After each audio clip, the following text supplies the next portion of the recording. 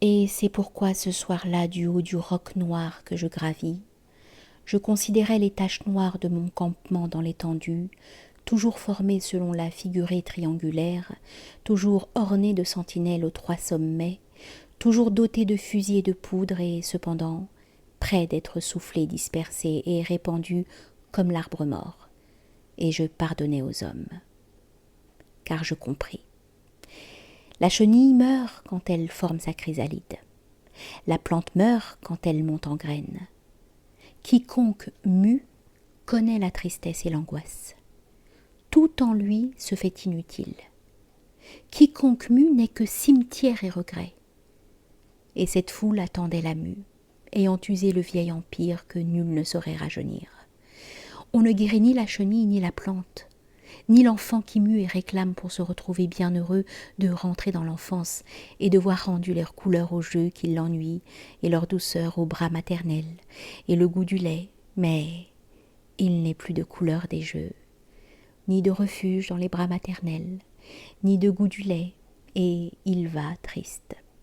Ayant usé le vieil empire, les hommes, sans le connaître, réclamaient l'empire nouveau. L'enfant qui a mué et perdu l'usage de la mère ne connaîtra point de repos qu'il n'ait trouvé la femme. Seule de nouveau, elle l'assemblera. Mais qui peut montrer leur empire aux hommes? Qui peut, dans le disparate du monde, par la seule vertu de son génie, tailler un visage nouveau et les forcer de tourner les yeux en sa direction et de le connaître? Et le connaissant, de l'aimer. Ce n'est point œuvre de logicien, mais de créateur et de sculpteur, car celui-là seul forge dans le marbre qui n'a point à se justifier et imprime dans le marbre le pouvoir d'éveiller l'amour. J'ai donc fait venir les architectes et leur ai dit: c'est vous dont dépend la cité future, non dans sa signification spirituelle, mais dans le visage qu'elle montrera et qui fera son expression. Et je pense bien avec vous qu'il s'agit d'installer heureusement les hommes, afin qu'ils disposent des commodités de la ville et ne perdent point leurs efforts en vaines complications et en dépenses stériles. Mais j'ai toujours appris à distinguer l'important de l'urgent, car il est urgent, certes, que l'homme mange, car s'il n'est pas nourri, il n'est point d'homme, et il ne se pose plus de problème. Mais l'amour et le sens de la vie et le goût de Dieu sont plus importants. Et je ne m'intéresse point à une espèce qui engraisse. La question que je me pose n'est point de savoir si l'homme, oui ou non, sera heureux, prospère et commodément abrité. Je me demande d'abord quel homme sera prospère, abrité et heureux. Car à mes boutiquiers enrichis que gonfle la sécurité, je préfère le nomade qui s'enfuit éternellement et poursuit le vent, car il embellit de jour en jour de servir un seigneur si vaste. Si contraint de choisir, j'apprends que Dieu refuse au premier sa grandeur et ne l'accorde qu'au second. Je plongeais mon peuple dans le désert, car j'aime que l'homme donne sa lumière, et peu m'importe le cierge gras, à sa seule flamme je mesure sa qualité. Mais je n'ai point observé que le prince fût inférieur au débardeur, ni le général au sergent, ni le chef aux manœuvres, quoiqu'ils fussent plus amples dans l'usage des biens. Et ceux qui bâtissent des remparts de bronze, je ne les ai point trouvés inférieurs à ceux qui alignent leurs murs de boue. Je ne refuse point l'escalier des conquêtes qui permettent à l'homme de monter plus haut, mais je n'ai point confondu le moyen et le but, l'escalier et le temple. Il est urgent qu'un escalier permette d'accéder au temple, sinon il restera désert. Mais le temple est seul l'important. Il est urgent que l'homme subsiste et trouve autour de soi les moyens de grandir, mais il ne s'agit là que de l'escalier qui mène à l'homme. L'âme que je lui bâtirai sera basilique, car elle seule est importante. Alors je vous condamne non de favoriser l'usuel, mais de le prendre comme fin, car certes, sont urgentes les cuisines du palais, mais en fin de compte, le palais compte seul que les cuisines doivent servir. Et je vous convoque pour vous demander: montrez-moi la part importante de votre travail. Et vous demeurez devant moi, muet. Et vous me dites: nous répondons aux besoins des hommes, nous les abritons. Oui, comme l'on répond aux besoins du bétail que l'on installe dans les tables sur sa litière. Et l'homme, certes, a besoin de murs pour s'y enterrer et devenir comme la semence. Mais il a besoin aussi de la grande voie lactée et de l'étendue de la mer, malgré que ni les constellations ni l'océan ne lui servent de rien dans l'instant, car qu'est-ce que servir? Et j'en connais qui ont longuement et durement gravi la montagne, s'écorchant aux genoux et aux paumes, s'usant dans leur ascension, pour gagner avant l'aube la cime et s'abreuver de la profondeur de la plaine bleue, encore comme l'on cherche l'eau d'un lac pour y boire. Et ils s'asseyent, et ils regardent une fois là, et ils respirent. Et le cœur leur bat joyeusement, et ils y trouvent un remède souverain à leur dégoût.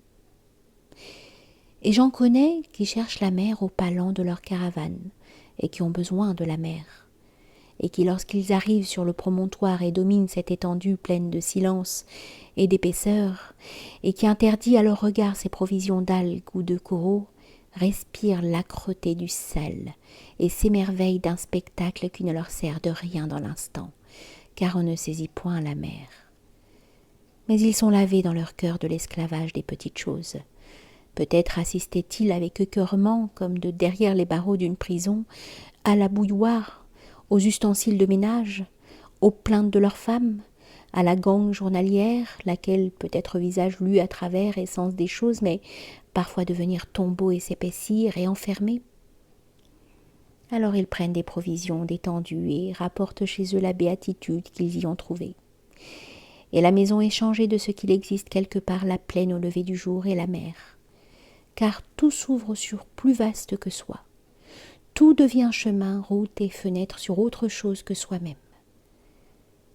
Alors ne me prétendez pas que vos murs usuels lui suffisent, car si l'homme n'avait jamais vu les étoiles, et s'il était en votre pouvoir de lui bâtir une voie lactée aux travers géantes, à condition d'engloutir une fortune dans l'établissement d'une telle coupole, iriez-vous me dire que cette fortune serait gâchée dans son usage? Et c'est pourquoi je vous le dis. Si vous bâtissez le temple inutile, puisqu'il ne sert ni à la cuisson, ni au repos, ni à l'assemblée des notables, ni aux réserves d'eau, mais simplement à l'agrandissement du cœur de l'homme et au calme des sens et au temps qui mûrit, car il est tout semblable à un cellier du cœur où l'on installe pour baigner quelques heures dans la paix équitable et l'apaisement des passions et la justice, sans déshériter. Si donc vous bâtissez un temple où la douleur due aux ulcères devient cantique et offrande, où la menace de mort devient un port entrevu dans les eaux enfin calmes, croiriez-vous avoir gâché vos efforts? Si pour ceux-là qui se déchirent les mains à manœuvrer les voiles les jours de tempête, et qui bourlinguent durement nuit et jour et ne sont plus que chair vive durement grattée par le sel, s'il était possible de les recevoir de temps à autre dans les eaux calmes et lumineuses d'un port, là où il n'est plus ni mouvement, ni heurts, ni effort, ni âpreté du combat, mais silence des eaux qui froissent à peine l'arrivée quand le grand vaisseau court sur son air, croirais-tu avoir gâché ton travail? Car elle leur est douce cette eau de citerne, après toutes ces chevelures qui courent sur les poitrails des vagues, toutes ces crinières de la mer. Et voilà ce qu'il t'est possible d'offrir à l'homme, et qui ne dépend que de ton génie, car tu construis le goût de l'eau du port, et du silence, et des espérances merveilleuses, par le seul arrangement de tes pierres. Alors ainsi ton temple est sollicité, ils vont s'essayer dans son silence. Et ils s'y découvrent, car autrement, il ne serait pour les solliciter que les boutiques. Rien d'autre ne serait appelé en eux que l'acheteur par les marchands. Et ils ne naîtraient point dans leur grandeur, et ils ne connaîtront point leur étendue. Certes, me diras-tu, ces boutiquiers gras sont comblés, et ils ne demandent rien d'autre, mais il est facile de combler celui-là qui n'a point d'espace dans le cœur. Et certes, vos travaux, un stupide langage les présente comme inutiles. Mais que le comportement des hommes dément donc bien avec sûreté ces raisonnements. Vous les voyez, les hommes de toutes les contrées du monde, courir à la recherche de ces réussites de pierre que vous ne fabriquez plus, ces greniers pour l'âme et le cœur. Où avez-vous vu l'homme éprouver le besoin de courir le monde pour visiter des entrepôts? L'homme use certes des marchandises, mais il en use pour subsister, et il se trompe sur lui-même s'il croit qu'il les souhaite d'abord, car leurs voyages ont d'autres buts. Tu les as vus se déplacer, les hommes. As-tu considéré leur but? sans doute parfois une baie bienheureuse ou quelques montagnes vêtues de neige, ou ce volcan qui s'épaissit de sa fiente, mais avant tout, ces navires ensevelis qui seuls conduisaient quelque part. Ils en font le tour et la visite, rêvant sans bien le savoir d'y être embarqués, car ils ne sont en route vers rien, et ces temples ne reçoivent plus les foules et ne les emportent plus et ne les changent plus en races plus nobles, comme une chrysalide. Tous ces émigrants n'ont plus de navires, et ne peuvent plus muer, et, d'âmes d'abord pauvres et débiles, se faire au cours de cette traversée à bord de navires de pierre des âmes riches et généreuses.